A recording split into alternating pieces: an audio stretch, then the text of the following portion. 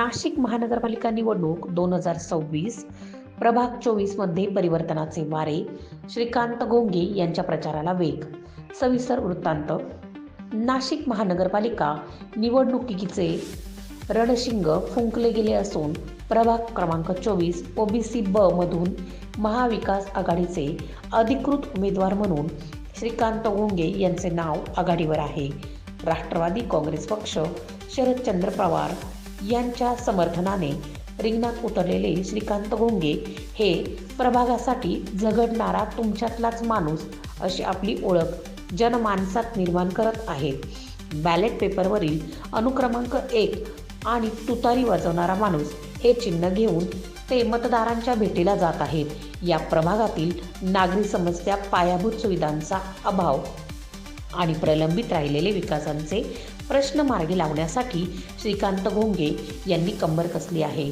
स्थानिक रहिवाशांशी असलेल्या हा त्यांचा दांडगा संपर्क आणि समाजकार्याची ओढ यामुळे त्यांना तरुण वर्ग आणि ज्येष्ठांमधून मोठा पाठिंबा मिळत आहे. येत्या गुरुवारी 15 जानेवारी 2026 रोजी सकाळी 7 ते सायंकाळी 5 या वेळेत मतदान पार पडणार असून प्रभागाच्या उज्ज्वल भविष्यासाठी आणि पारदर्शक कारभारासाठी श्रीकांत घोंगे यांना पहिल्या क्रमांकाचे बटन दाबून विजयी करण्याचे आवाहन त्यांच्या समर्थकांकडून केले जात आहे.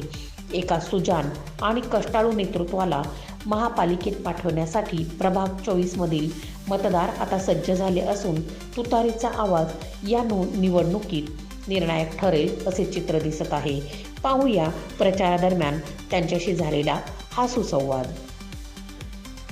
नमस्कार, शौर्य रणरागिणीच्या सर्व प्रेक्षकांचे हार्दिक स्वागत आहे. आज आपण एका परिसरात आलेलो आहे. सिडकोच्या परिसरामध्ये राणीनगर, लेखानगर स्टेट बँक हा जो परिसर आहे त्यामधून प्रभाग क्रमांक 24 ओबीसी गटातून आपले सर्वांचे लाडके आणि धडाडीचे नेतृत्व असणारे आपले श्रीकांतजी घोंगे साहेब जे उमेदवारी लढत आहेत. आपल्या महाविकास आघाडी राष्ट्रवादी काँग्रेस पार्टी शरद पवार यांचे अधिकृत उमेदवार म्हणून जाणून घेऊयात प्रचारादरम्यानचा हा एक विशेष मुलाखतीचा भाग. नमस्कार सर. नमस्कार. मी महाविकास आघाडीचा अधिकृत उमेदवार आहे. राष्ट्रवादी काँग्रेस पक्ष शरद पवार गट यांच्याकडनं अधिकृत उमेदवारी मला मिळालेली आहे. तरी आपल्या प्रभाग क्रमांक 24 ब मध्ये अनुक्रमांक 1 चिन्ह तुतारी आहे. तर सर्व समस्त नागरिकांना मी आवाहन करतो की जास्तीत जास्त मतांनी तुतारीला मतदान करून आणि जास्तीत जास्त मतांनी आम्हाला निवडून द्या ही आम्ही विनंती करतो. काय वाटतंय, कसा प्रचार चालू आहे आपला? मॅडम, प्रभागात फिरत असताना बऱ्याचशा आम्हाला अडीअडचणी जाणून आल्या. त्यात मागील काही नगरसेवकांनी काही केलेली कामं असतील किंवा नसतील, पण त्या संदर्भात संपूर्ण परिसरातील नागरिकांनी आम्हाला जो प्रतिसाद दिला तो थोडासा वाखाणण्याजोगा होता. यामध्ये काम करत असताना आम्हाला प्रत्येक पावले आम्हाला वेगळे अनुभव येत गेले. आमचा पण फर्स्ट टर्म असल्या कारणानं थोडा अनुभव आम्हाला वेगळा आला. पण इथून पुढे आम्ही नक्कीच प्रभागातील नागरिकांना चांगला सेवा देण्याचा आम्ही प्रयत्न करू.